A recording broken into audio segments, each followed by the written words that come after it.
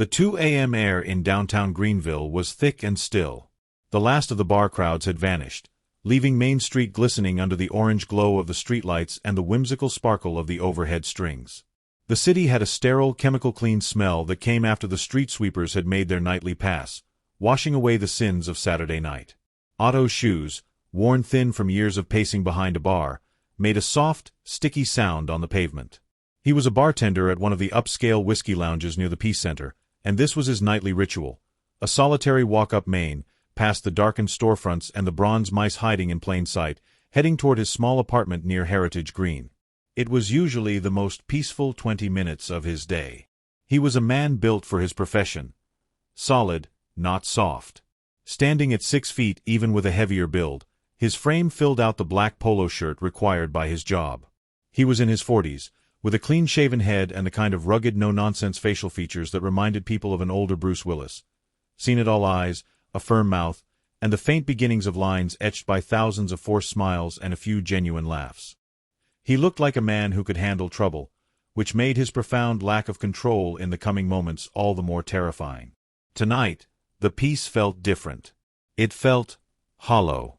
As he passed the narrow, brick-lined alley next to the old Mass General store, he stopped. A sound had snagged his attention, pulling him from his tired reverie. It wasn't a cat knocking over a trash can or a drunk fumbling for his keys. It was a wet, tearing sound, like thick canvas being slowly ripped apart. Curiosity, that fatal human flaw, got the better of him. He peered into the alley's deep shadows, his eyes struggling to adjust. The back of the building was supposed to be a solid wall of aging red brick. But something was wrong. A large patch of the wall, maybe 10 feet up, was shimmering. It buckled and warped like a heat haze on asphalt, the solid brick flowing like liquid. From that shimmering patch, something began to emerge. It wasn't crawling or climbing. It was unfolding. One slender, obsidian limb, then another, emerged from the wall as if passing through an invisible door. The limbs were covered in a smooth, chitinous shell that drank the dim light, and they bent at joints that were sharp, angular, and fundamentally wrong. Otto stood frozen, his brain refusing to process what his eyes were seeing. The thing pulled the rest of its body through the shimmering portal. It was vaguely insectoid but moved with the unnerving grace of a spider and the bulk of a panther. It dropped silently to the asphalt, its multiple legs absorbing the impact without a sound. It turned its head, a smooth, featureless wedge of black that had no eyes, no mouth, and swept it across the alley. The wet, tearing sound came again, this time from the creature itself. A seam opened on its face, revealing an interior of pale, shifting light. Otto knew two things with absolute, gut-wrenching certainty. This thing was not from Earth. It had just seen him. For a second, every ounce of his 40-odd years of life vanished. He wasn't a bartender, a man, or even a person. He was just prey. His legs, blessedly, remembered what to do before his mind did. He didn't scream or shout. The only sound he made was a choked gasp as he spun around and ran. He didn't run toward the wide-open space of Main Street. Instinct screamed at him that being out in the open was a death sentence. He bolted across the street, aiming for the dark maw of another alleyway, one that snaked behind the restaurants on the other side. His heart hammered against his ribs, a frantic drumbeat against the sudden, terrifying silence. There was no sound of pursuit.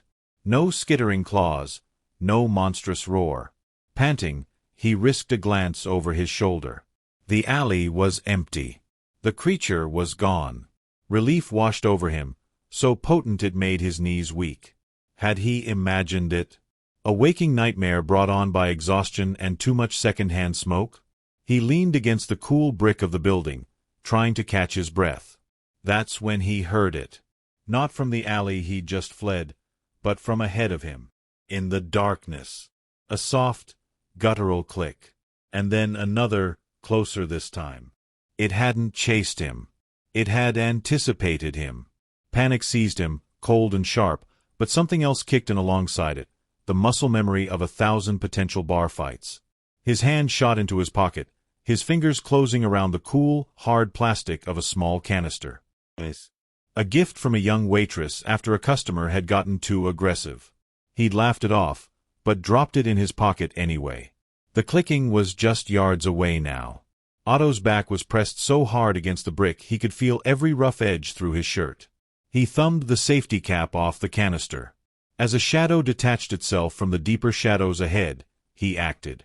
The creature unfolded itself into the dim light. It was taller than him, its limbs jointed in a way that made his stomach turn. The featureless face tilted, the seam of light pulsing gently. It took a silent step forward.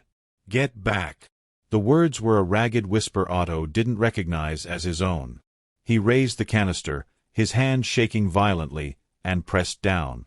A thick orange stream of oleoresin capsicum shot through the air, striking the creature directly on the glowing seam. The effect was instant and far more violent than he could have ever imagined. It wasn't a cough or a sputter of pain. A high-frequency shriek erupted from the thing, a sound of pure digital distortion that vibrated in Otto's bones. The light in its face flared violently, strobing like a broken fluorescent bulb. The creature convulsed, its obsidian limbs scraping shrieking lines into the brick and asphalt. It wasn't just in pain, its very biology was being poisoned, the earthly toxins a catastrophic system shock to its alien physiology. The distraction was all he needed. Otto scrambled sideways, diving behind a massive, foul-smelling dumpster. He pressed himself into the grimy corner, trying to make himself small, his breath coming in ragged, silent sobs. He peered through the gap between the dumpster and the wall. The creature was still twitching, its form seeming to flicker, almost becoming translucent for a moment before snapping back into focus. Then, through the creature's own distorted shrieking, another sound cut through the night. A human scream. A woman's scream, high-pitched and full of raw terror. It came from further up the street, near where he had first seen the portal. The creature instantly stopped convulsing. Its head, still flickering, snapped in the direction of the new sound. The light within its face stabilized, its soft pulse replaced by a focused, predatory intensity. It had a new target.